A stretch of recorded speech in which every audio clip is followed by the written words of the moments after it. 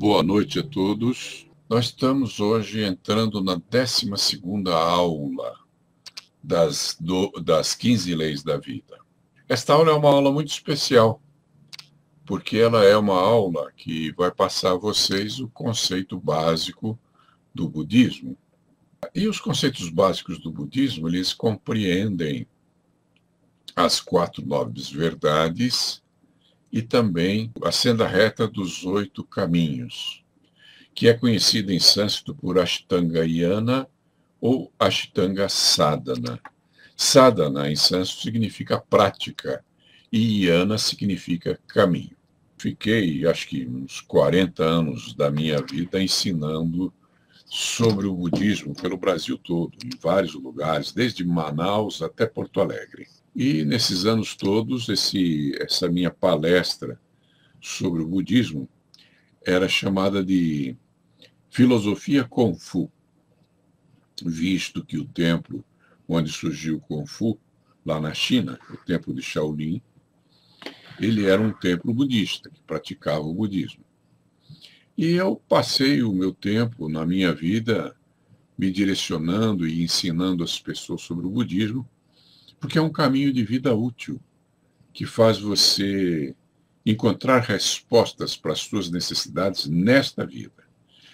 Não tem nenhuma promessa de vida após a morte, não segue os ensinamentos de Platão, que criam um Deus que está além da vida, o Deus transcendente. Pelo contrário, é um caminho bem simples e totalmente voltado a esta vida e a como lidar com ela. Eu comecei a me interessar pelo budismo quando eu tinha uns 12 anos de idade, portanto, há quase 60 anos atrás, quando eu li um livro chamado As Palavras de Buda, de um poeta brasileiro. E de lá para cá tenho estudado muitas obras sobre budismo e cheguei a muitas conclusões na minha vida e de forma muito útil usando esse tipo de filosofia. Todos nós somos o resultado daquilo que cremos. E se você sabe em que você crê, e você tem bem certeza disso, convicção, analisou isso com profundidade, então você sabe quem você é. Isso é parte do processo de autoconhecimento.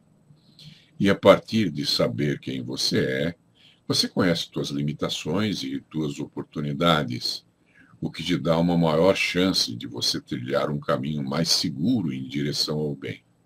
Se todos nós somos o resultado daquilo que cremos, eu pergunto a você, quem foi o homem considerado o mais sábio do mundo, o homem mais sábio da Terra? Pelas tradições que você conhece, você tem lá a sua opinião.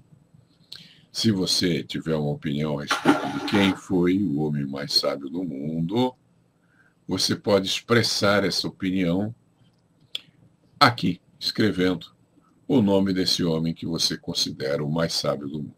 Esse homem mais sábio do mundo, em geral, quando as pessoas se referem a alguém que tenha esse tipo de título, né, ou que seja nomeado como o homem mais sábio do mundo, em geral eles se referem a Salomão. Só que eu estou aqui para dizer a você que eu não considero o Salomão como o homem mais sábio do mundo. E por que que não? Porque as 2 primeiras coisas que ele fez ao se tornar rei foram atos insensatos, incoerentes com o proceder de um sábio. E se você quiser pesquisar naquele livro da Bíblia chamado Reis, no capítulo 2, versículo 20, Salomão se encontrou com sua mãe, disse que realizaria qualquer coisa que ela pedisse. Lá está escrito, pede, minha mãe, porque te não farei virar o rosto. Só que ele negou o pedido da mãe. E o pedido da mãe era para que ele se reconciliasse com o irmão dele, o Adonias, que era o rei legítimo, né, que deveria ocupar esse cargo. Só que como Salomão estava muito interessado em tirar esse cargo do irmão e ocupar o trono, o que ele fez? Em 1 Reis 2:25 você lê. Ele mandou matar o próprio irmão. Está escrito: e enviou o rei Salomão pela mão de Benaia, filho de Joiada, o qual deu sobre ele e morreu.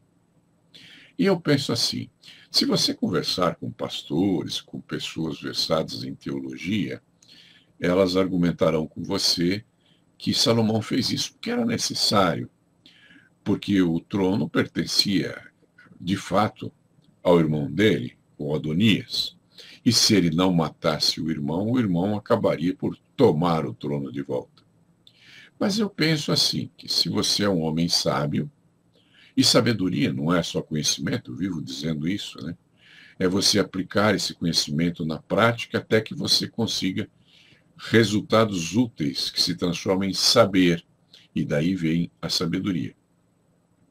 Se você é um homem sábio, você consegue evitar ou convencer o seu irmão a lhe ceder o trono sem necessidade de violência e sem precisar matá-lo. Essa é a minha opinião. É uma opinião de colher torta, mas é a minha opinião e eu estou compartilhando com você. Eu disse que não concordo que Salomão seja considerado o homem mais sábio da terra. Mas ele possuía alguma sabedoria? Sim. Qualquer pessoa que chega a ficar velho, alguma sabedoria ele consegue ter. Uma vida longa sempre traz algum tipo de sabedoria. E em seu leito de morte, Salomão disse: vaidade de vaidades, é tudo vaidade. Isso está escrito em Eclesiastes 1,2. E, de fato, há muitas pessoas, eu não diria que todos, né? Mas muitas pessoas se envolvem com essa história de querer conquistar coisas por pura vaidade. Isso é uma falta de sentido, a meu ver. Porque quando você morre, você não leva nada daquilo que você conquista no mundo material. Inclusive, existe um provérbio, se não me engano, de origem portuguesa, que diz que a gente só leva da vida a vida que se leva. Então, é justo que você se dedique a ter uma vida mais reta, mais tranquila, mais realizada, em termos éticos, em termos de realizações que sejam realmente transformacionalistas em termos de sua vida e das pessoas que te cercam. E aqui vem a questão de ser mestre ou não ser mestre. Apenas você consegue ser mestre de si mesmo. Eu sempre disse a vida inteira que eu não sou mestre de ninguém, nunca fui e nunca serei, porque cada qual é mestre de si mesmo. A neurolinguística afirma que não existe aquele que ensina, existe apenas aquele que aprende. O único mestre capaz de ensinar você é a disciplina. E a palavra disciplina vem do latim disciplinare, e significa exatamente isso: ensinar algo a si mesmo. Se você consegue ensinar algo a si mesmo, você tem disciplina. Só é discípulo aquele que é discípulo de si mesmo, porque é você que se permite aprender alguma coisa. Tem professores que ficam horas e horas falando, ensinando, etc. Mas se aquilo não cai em um terreno fértil, ninguém aprendeu nada. Então, o valor de se aprender alguma coisa pertence à pessoa que aprende, e não àquele que ensina. É claro que tem valor alguém te ajudar você a aprender alguma coisa.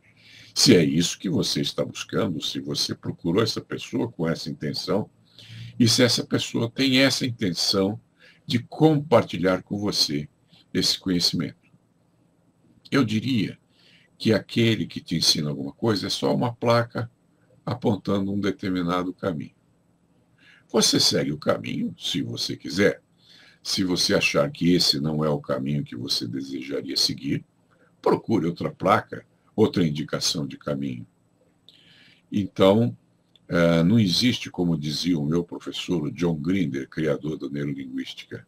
O Grinder costumava dizer: não existe aquele que ensina, existe sim aquele que aprende. E eu diria a você que se você não tivesse o mestre correto para te ensinar aquilo que você precisa aprender, você iria procurar algures em outro lugar até que encontrasse uma saída para esse tipo de aprendizado que você necessita. Então é tudo uma questão de busca. O verdadeiro buscador, ele vai encontrar a resposta. Existe um conceito na Índia que diz que quando o discípulo está pronto, o mestre aparece. Infelizmente, ao traduzirem esta frase para o português, não disseram exatamente o que ela significa, porque o mestre vai aparecer se você estiver procurando, e você vai descobrir que esse mestre está dentro de você. É uma parte de si mesmo, é uma compreensão, é uma percepção gerada por você e não externa a você. Não é um mestre que está lá fora. A palavra guru em sânscrito, aqui no Brasil eles pronunciam guru, significa exatamente isso. Significa aquilo que dissipa as trevas. A palavra não diz aquele que dissipa as trevas. Aquilo é uma coisa separada do ser humano. É uma percepção. Então, se você anda por aí procurando um outro ser humano que te indique um caminho, é tolice. Porque ele não é o guru, não é o guru.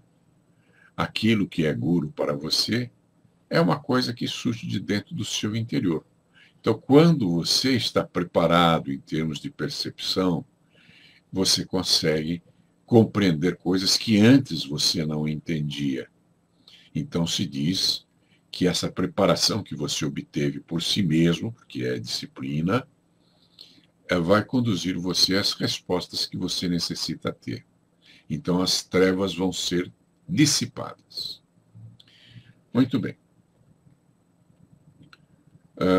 Como é que você tira um bom proveito do estudo do budismo? Você tem vários caminhos para isso, né? Uma primeira maneira é você se inscrever num curso de formação budista.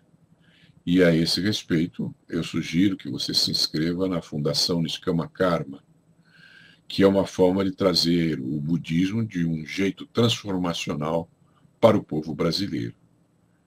Amanhã, quando eu estiver respondendo os comentários de vocês, eu vou colocar lá o link da Ordem Niskama Karma para quem quiser se aprofundar no assunto.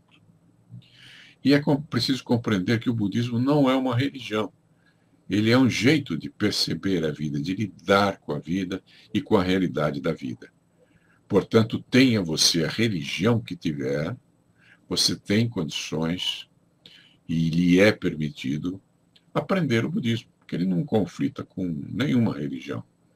Não é esse o objetivo. E há, claro, a oportunidade de você ler livros a respeito do budismo. Existem alguns muito bons e outros nem tanto. Eu mesmo escrevi alguns livros sobre o budismo. E se você procurar lá na livraria Amazon, você vai encontrar esses meus livros lá. E eu uso lá o nome de iniciação que eu tive no budismo, que eu recebi através da cerimônia de iniciação, e que é Satya, com Y, Satyananda Apta. Então, se você entrar na Amazon, procurar o nome Satyananda Apta, você vai encontrar lá na Amazon os livros que eu escrevi sobre o budismo, se houver interesse de sua parte. Jesus Cristo, o Edson apontou como sendo o símbolo da sabedoria. Sim, só que eu falei de um homem, e pelo que diz a tradição, Jesus era Deus. A primeira maneira é você se inscrever, eventualmente pode ser o curso da Ordem Niskama Karma. Uma segunda opção seria você ler livros sobre o budismo, é uma maneira interessante, são livros muito gostosos de ler. E uma terceira maneira é você prestar atenção naquilo que eu vou ensinar hoje e provavelmente também em nossa próxima aula, porque o assunto é extenso. Hoje eu devo começar a falar com você sobre as 4 nobres verdades. E, na continuação das 4 nobres verdades, nós temos a senda reta dos 8 caminhos, que, em termos de caminho, é chamado Ashtanga Yana, porque Yana, em sânscrito, significa caminho, e Ashta significa 8, Yanga, partes. Ashtanga, 8 partes. Yana, o caminho de 8 partes. Ou então aquilo que você deve se dedicar, praticar todos os dias, que seria o Ashtanga Sadhana, que seria a prática do caminho das 8 partes. Quando eu dava esse curso no Brasil todo, até em Manaus, eu ministrei várias vezes esse curso, ele tinha o nome de Filosofia Kung Fu, porque o Kung Fu, na origem que nós conhecemos nos tempos modernos, se originou dos templos Shaolin, que eram 3 templos, talvez até mais. Conhecemos 3 mais famosos historicamente. E o primeiro registro histórico sobre o Kung Fu, por exemplo, data de 2674 antes de Cristo. É tempo que não acaba mais, hein?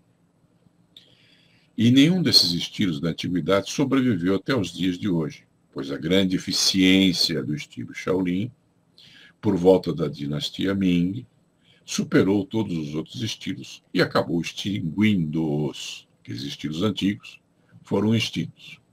E quando você ouve falar no Wing Chun, por exemplo, que é um estilo considerado moderno, na realidade, ele foi ensinado por uma monja que veio do templo Shaolin, a Nimue, e ela ensinou esse estilo a Yin Wing Chun, que era uma mocinha. Wing Chun é o nome feminino e significa linda primavera. Provavelmente o budismo chegou à China por volta da dinastia Han, que vai de 25 a 220 da era moderna, da era depois de Cristo. Mas foi apenas pela influência de Bodhidharma, por volta do ano 525, que a arte marcial indiana, que na época era o Vajramushti, passou a ser ensinada como um exercício de fortalecimento nos templos Shaolin, para que as pessoas conseguissem suportar as longas horas de meditação, que era o prato principal de quem participava do budismo lá em Shaolin. E quem é que deu origem ao budismo? O budismo foi transmitido por um príncipe chamado Gotama. E ele tinha 2 títulos, Sakyamuni e Siddhartha. Sakyamuni significa o último, Muni é o último, dos Sakyas, que era uma dinastia de reis. Ele era um príncipe que herdava esse título de Sakya.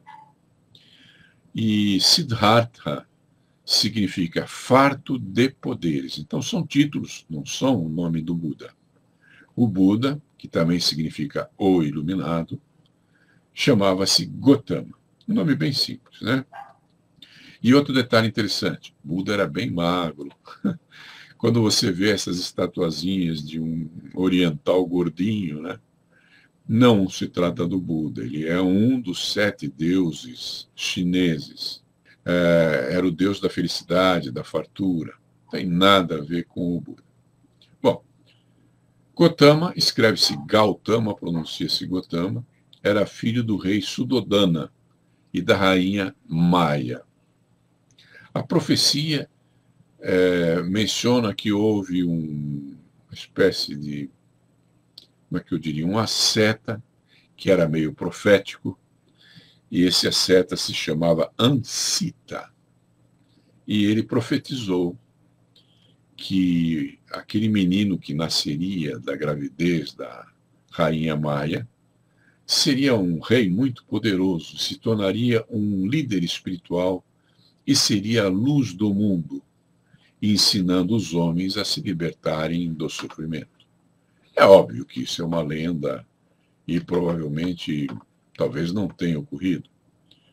Mas as lendas têm fundos de verdade, né?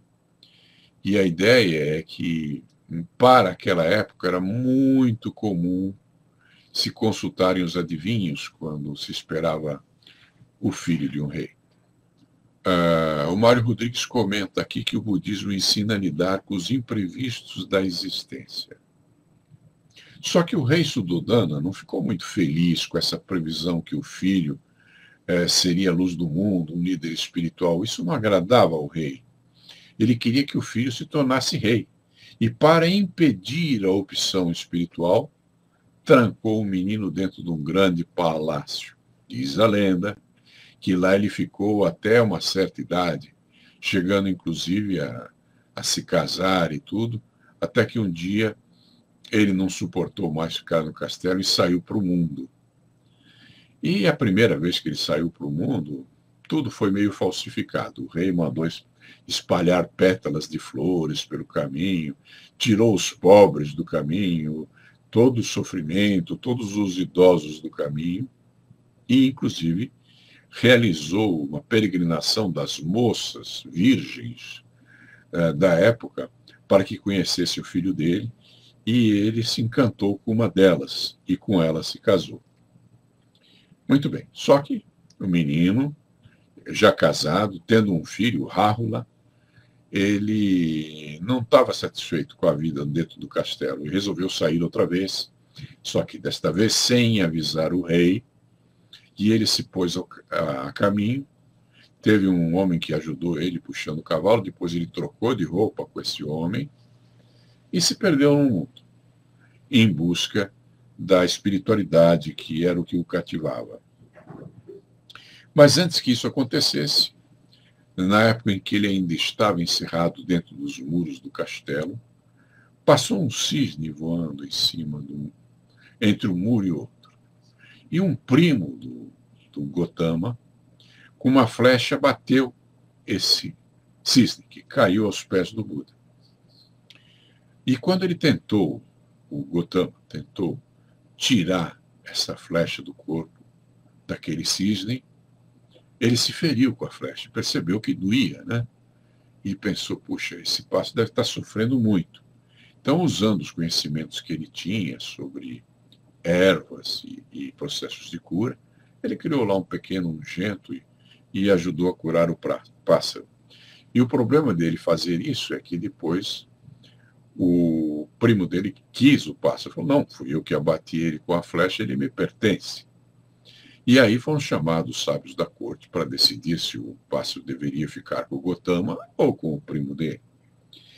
E no fim eles deixaram o pássaro com o Gotama, porque o Gotama estava dando àquele pássaro uma nova chance de vida, né? E isso tinha mais valor do que você simplesmente abater um pássaro com a sua flecha. Isso dizem as lendas da época. Existem muitas lendas sobre Buda, porque a história dele foi contada em muitas versões. Aqui o Edson está perguntando se os ensinamentos marciais não tinham finalidade de luta. Claro que tinham finalidade de luta. Se eram marciais, Marte é o deus da guerra. A finalidade era de luta. O budismo não tem nada a ver com isso. Apenas o predecessor lá do templo de Shaolin, eu tenho problemas de memória, eu esqueço o nome. Ele era um indiano que veio parar na China, e ele era da casta dos Kshatriyas, lá na Índia, que é a casta dos guerreiros.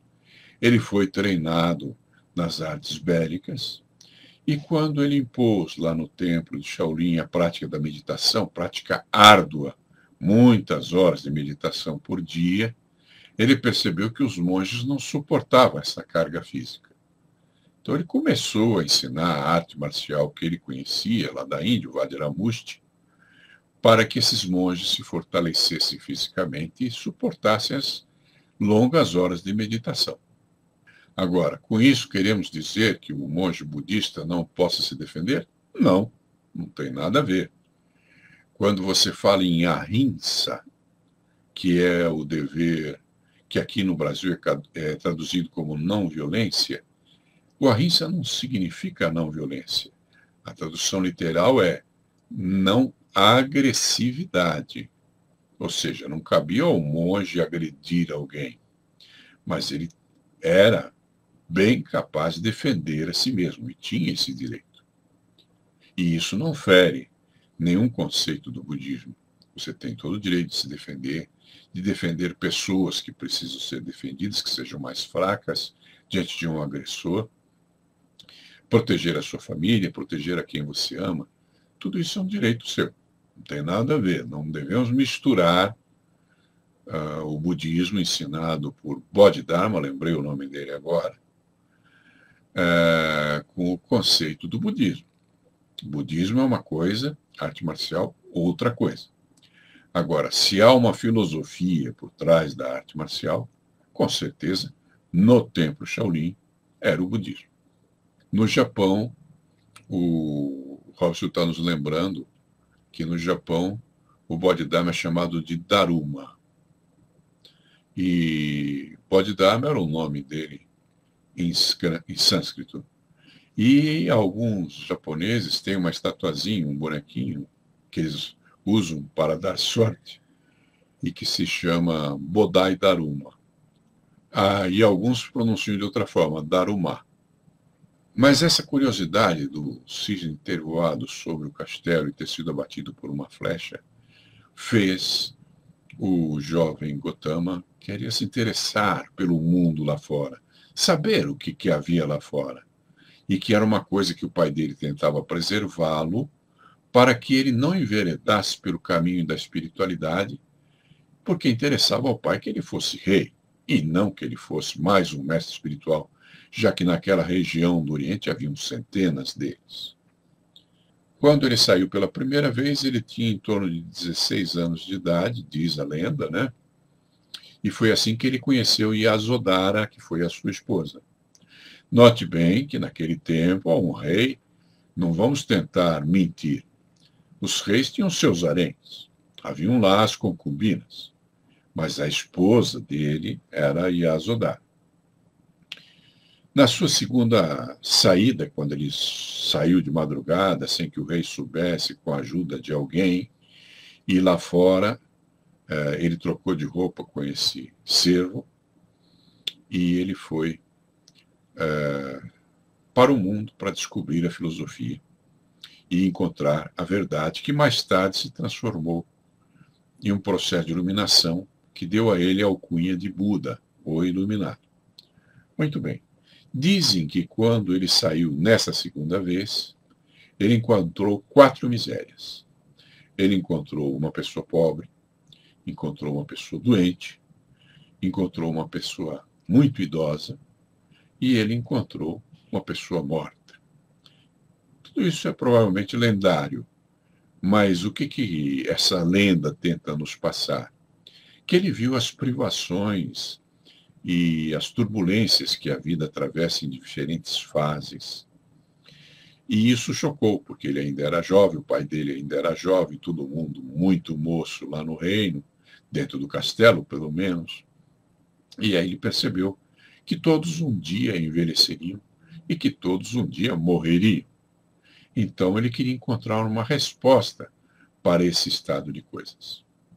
O Robson está dizendo: o aluno perguntou ao mestre: o senhor treina artes marciais e, no entanto, fala sempre de paz, não é contraditório? O mestre respondeu: melhor ser um guerreiro num jardim que um jardineiro da guerra. Maravilhosa frase do Robson. E é bem isso mesmo. Puxa vida, você pode saber se defender, mas você não precisa agredir as pessoas. Porque a rinça, a tradução correta, não é não violência, e sim não agressividade. Você pode saber se defender e ser um conhecimento que você preserva para si e para proteger os seus. Não precisa agredir as pessoas só porque você sabe arte marcial. Grande verdade. Bom, Gotama partiu para o mundo, deixando para trás essa esposa, Suddhodana, e o seu filho. O príncipe fez práticas ascéticas e depois foi meditar numa floresta. Ele tentou vários caminhos, teve vários mestres, e aí, não encontrando a resposta que ele procurava, ele foi para uma floresta, sentou-se ao pé de uma árvore lá e falou: vou meditar até encontrar a resposta. Ele era um asceta, ele não era um monge. Ele nunca criou uma religião, como também Jesus não o fez, e nem fundou uma ordem monástica. Como vocês estão mais familiarizados com o cristianismo, eu vou mencionar para vocês a questão de Jesus, que é mais conhecida por vocês. Jesus nasceu numa sociedade teocrática. E essa sociedade teocrática, o maior cargo político que havia nela, está escrito na Bíblia, é o sumo sacerdote naquele tempo, né? O sumo sacerdote Caifás. Ora, se você nasce numa sociedade teocrática, ou seja, uma sociedade tão profundamente religiosa que o maior cargo político é destinado a um sacerdote, é de se esperar que você seja profundamente religioso. Mas não consta na Bíblia que Jesus seguisse literalmente o ensinamento de seus antepassados. O que consta lá é que ele esteve no templo, quando jovem, para discutir com os sábios que lá estavam. Ora, se você tem concordância com tudo que uma pessoa sabe, você não irá discutir com ela. Você discute quando as opiniões que você tem não são idênticas às opiniões da outra pessoa. Então, quando a Bíblia diz que ele foi lá para discutir com os sábios, é porque ele não concordava plenamente com tudo que lá era ensinado. E Jesus não criou uma religião.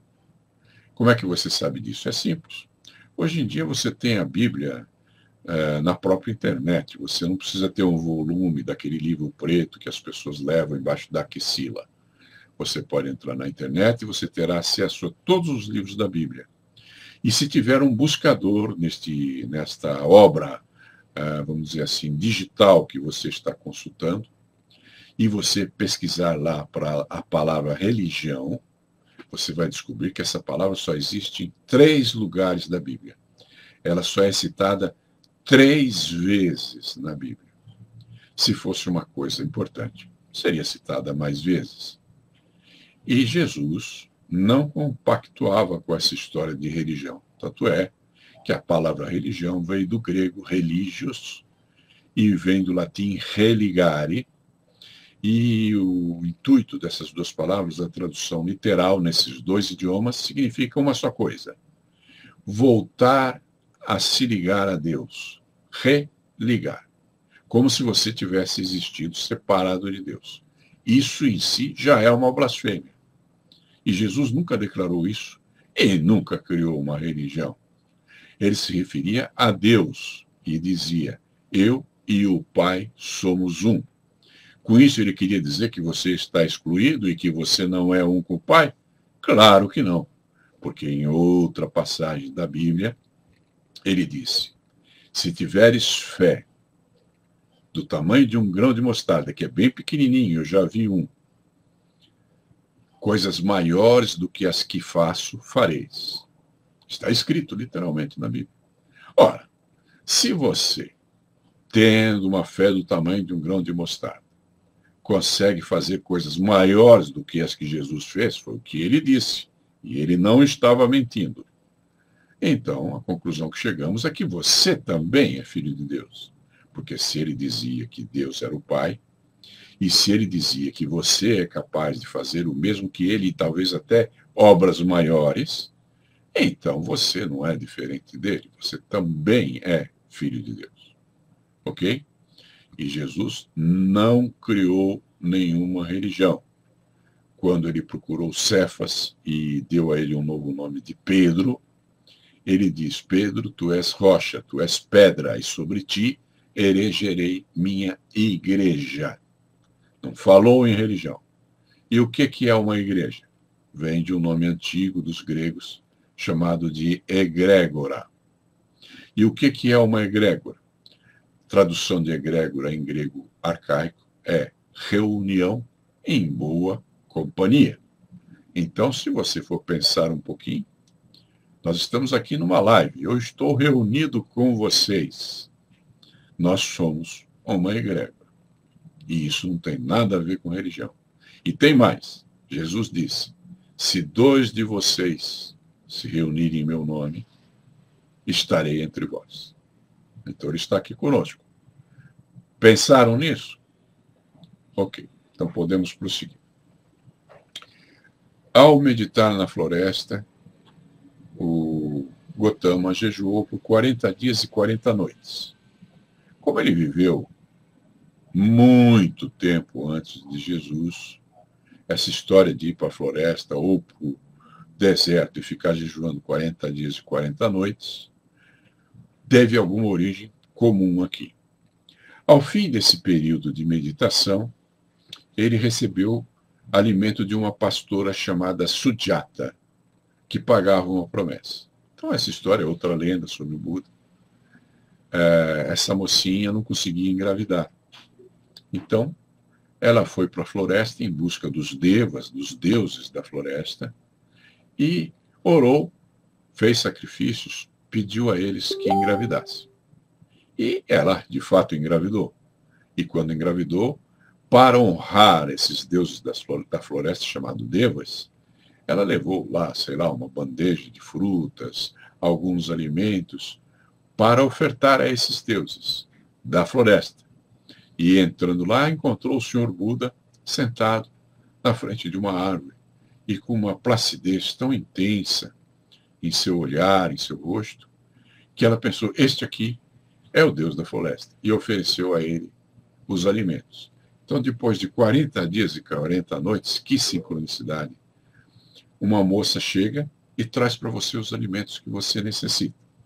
O nome dela foi preservado na história, chama-se Sujata, e pagando essa promessa, ela alimentou o Senhor Buda. Saindo da floresta, logo depois desses 40 dias e 40 noites, já iluminado, daí o nome Buda, Gotama, agora Buda, reuniu alguns companheiros de jornada dele, que tinham frequentado outros mestres, ele encontrou com eles e passou, dizem que eram 5 desses companheiros, e ensinou a eles, fez o seu primeiro discurso iniciático. E segundo, diz a lenda, ensinou a essas pessoas as 4 nobres verdades. Próximo a Benares, eu não sei se fala Benares ou Benarés, mas era uma região. E nesse lugar foi o seu primeiro ensino público. E Buda, essa criatura que eu apresentei a vocês, e alguns de vocês com certeza já conheciam, peregrinou e pregou até os 80 anos de idade, quando morreu. E aqui cabe uma observação do Francis Bacon, que escreveu em 1620 o Novum Organum. Diz Francis Bacon: a mente do homem está longe de ser da natureza clara e uniforme de um vidro, no qual os raios das coisas se refletem de acordo com sua precisa incidência.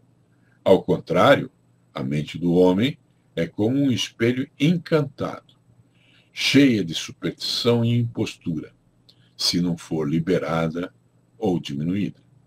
Então, os fatos que eu estou contando para você, como qualquer historiador pode confirmar ser verdadeiro, depende de você aceitá-los ou não. Você tem algumas opções. Primeiro, você ouviu a verdade e você pode se negar a aceitá-la. Se você fizer isso, além de ser uma pessoa que não quer conhecer a verdade, você está ferindo um dos principais ensinamentos de Jesus, que disse: buscai a verdade e a verdade vos libertará. Então eu vejo nessa questão das religiões que tem muita religião que odeia as outras religiões. Então não está cumprindo aquilo que Jesus mandou. Porque Jesus foi bem claro: buscai a verdade. Ele não diz: buscai a verdade na tua religião, na tua igreja, no teu livro. Não foi isso que ele disse. Ele disse: buscai a verdade. É uma coisa mais ampla.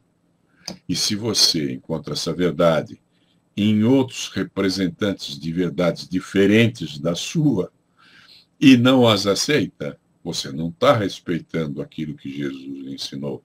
E não vai se libertar.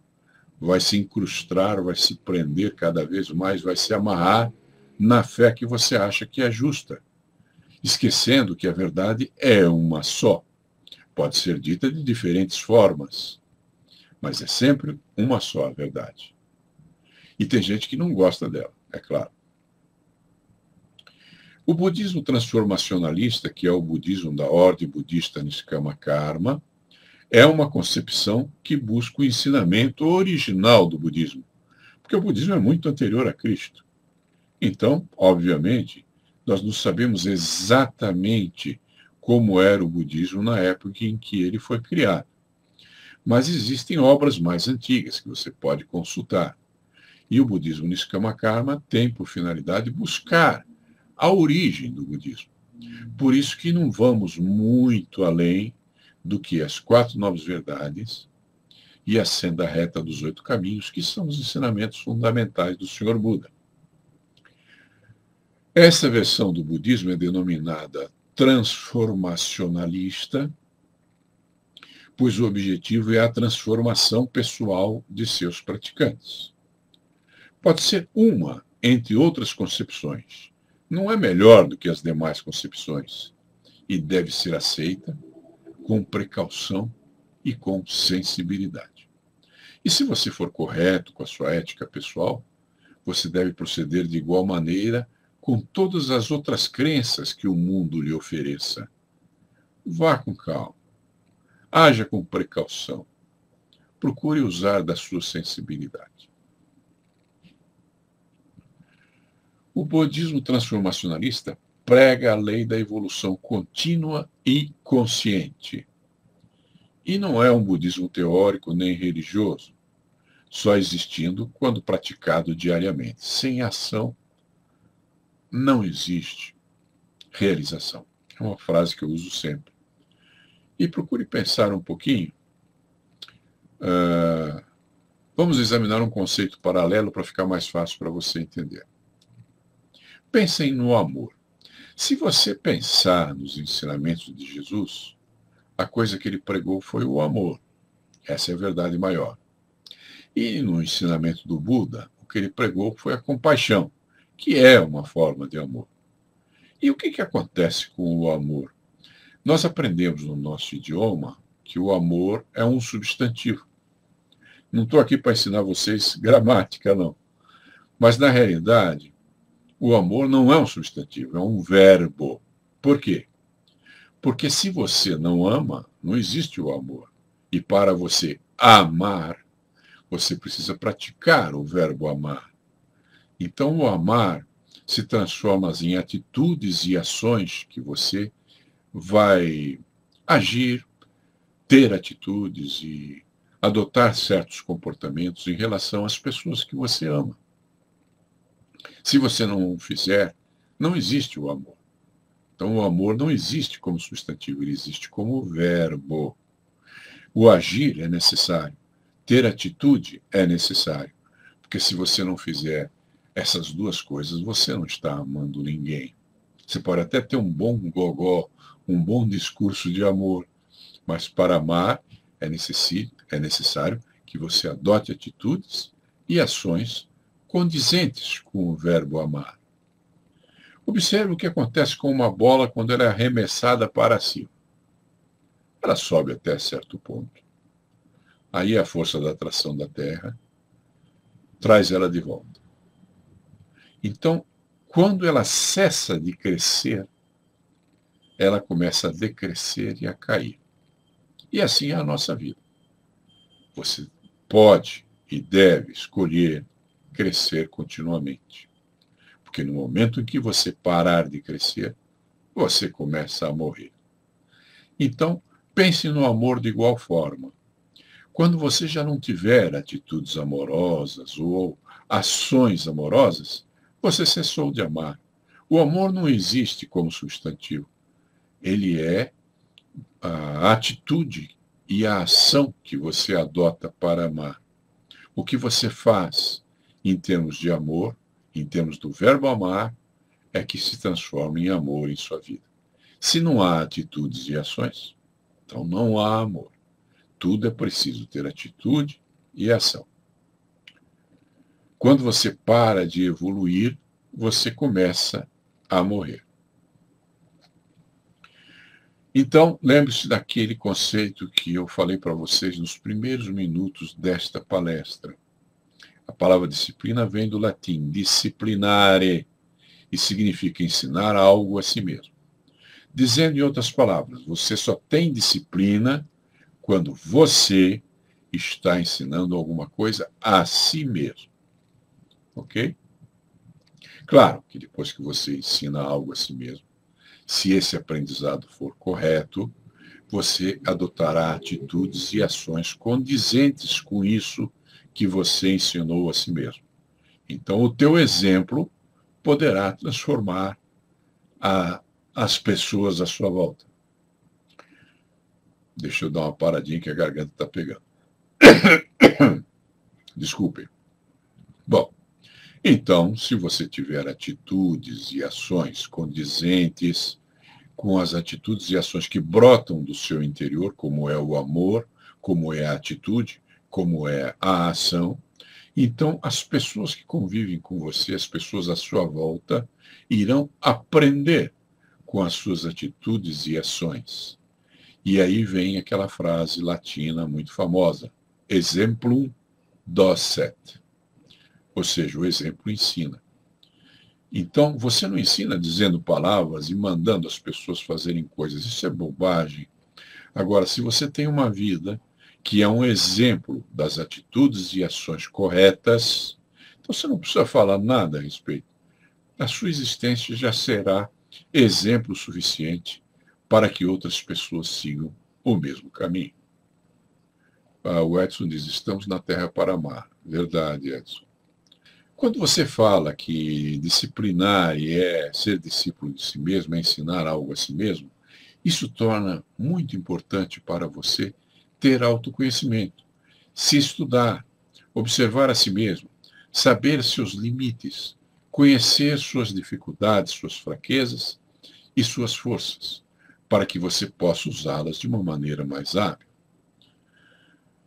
Bom, eu realizei pesquisas a respeito dos processos de autoconhecimento e examinei muitas escolas. Eu gosto muito de ler, como você vê pelos livros atrás de mim. E eu escolhi o budismo como fundamento para tudo isso que eu estou passando a você. E o budismo ajuda você a se transformar. Escolhi o budismo como forma de disciplina por várias razões. O budismo é uma filosofia, não é uma religião. Você viu que Jesus não criou uma religião, ele criou uma igreja, que, por sinal, surgiu no norte da África. Tanto é que Pedro era conhecido como o bispo da África. Ele nunca pisou em Roma. Ok? Roma era território dos romanos, do Império Romano. E igreja não é uma construção física. Se você procurar na Bíblia, você vai ver que em várias passagens está escrito que Deus não habita construções feitas por mãos dos homens. Então Deus está dentro de você. Você é parte da essência de Deus. E é aí que você deve procurar a Deus.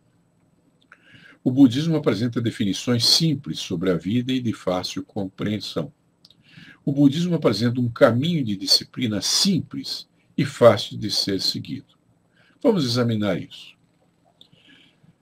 Será verdade que o budismo não é uma religião? Sim, eu sei que existem muitas religiões budistas por aí. E por que elas existem? Porque se você, em vez de registrar o budismo como uma filosofia, o registra como uma igreja ou uma religião, você tem uma série de incentivos fiscais. E em países do Oriente, doações que os governos fazem para a sua organização, porque eles sabem que se o povo tiver um caminho reto a ser seguido, com ética, haverão menos crimes, haverão menos desavenças na sociedade que eles administram. Então, é interessante para o governo incentivar esse tipo de procedência. E é valioso para quem é dono de uma organização desse tipo obter esses tipos de descontos e de isenção de impostos e de apoio das autoridades. Por isso que muitas, como é que eu diria, organizações budistas são consideradas organizações religiosas. Mas Buda tinha seguidores que caminhavam com ele pelo Nepal, pelo Butão, pela Índia. E esses seguidores de Buda eram pessoas de qualquer casta social da Índia. Ele não escolhia seus seguidores. E dizem algumas lendas que alguns desses seguidores encontravam aquelas, como se diz assim, tecidos envolvendo cadáveres E eles tiravam esses tecidos, lavavam e se transformavam na roupa deles. Por isso que você vê essa imagem do monge, da pessoa envolta numa roupa estranha,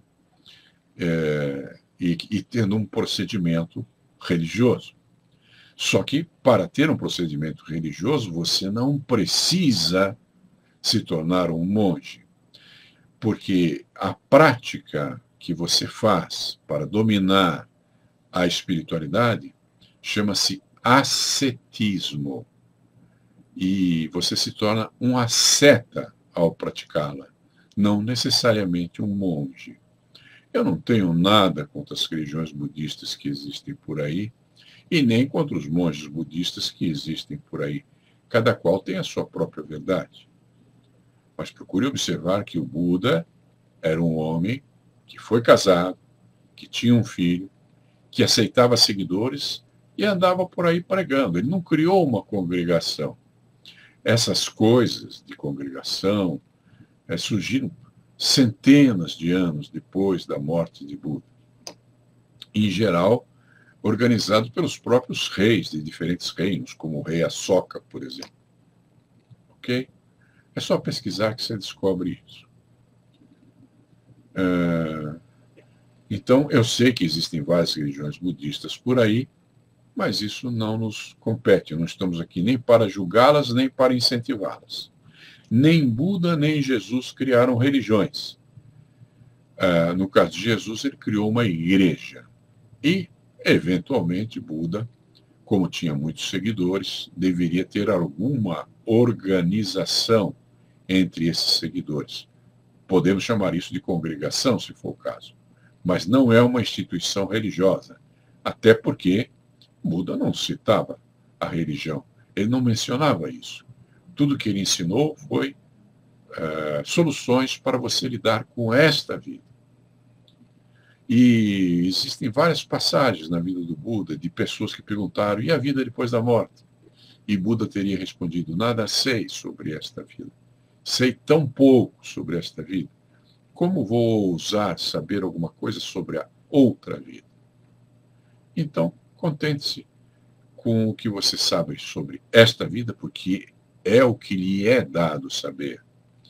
Se você quer saber alguma coisa sobre o que há depois da morte, isso são opiniões, porque que eu saiba, não há quem tenha voltado e nos dito como é o lado de lá.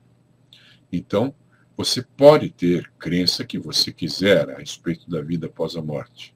Só que, falando-se desta vida em que você é um participante atuante, já que você está vivo, então há fatos concretos que você pode aprender a analisar e utilizar para o caminho do bem. Quando Buda criou o budismo, ele estava criando uma filosofia de vida. E é isso que nos interessa. Claro que você vai ver muitas religiões budistas dizendo que o budismo não é filosofia, que o budismo não é isto, não é aquilo. Mas não interessam os rótulos. O que interessa para nós é o que o Buda ensinou e que você vai aprender aqui comigo nas próximas semanas, que é as 4 nobres verdades e a senda reta dos 8 caminhos. Além destes 2 blocos de informações, existem inúmeros outros, existem muitos sutras, muita literatura budista para você examinar. Mas eu fico feliz se você conseguir entender e praticar esses 2 conceitos iniciais, que são as 4 nobres verdades e a senda reta dos 8 caminhos. Já é bastante para mim, tá bom? Ficarei satisfeito com isso. Nós estamos no nosso minuto fatal.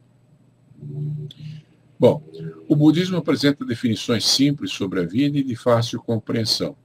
Ele apresenta apenas 4 definições sobre a vida, e essas definições e conceitos são denominados verdades.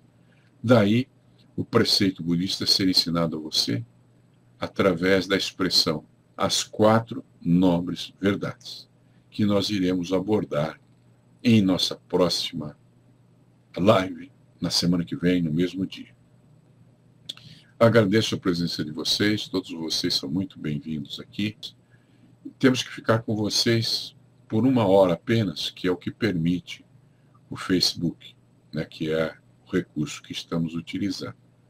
E se eu não termino na hora em ponto, eles simplesmente cortam o que eu estou falando. Então, nós já estamos no 59 minutos. Eu estou agradecendo a presença de vocês. Vocês sempre são muito bem-vindos aqui. E estão me ajudando a compartilhar com vocês o pouquinho que eu sei que aprendi ao longo da minha vida. Sejam todos muito bem-vindos. Agradeço a presença de vocês. E não se contentem apenas em me ouvir. Ponham em prática o que aprendem. Sejam bem-vindos. Uma boa noite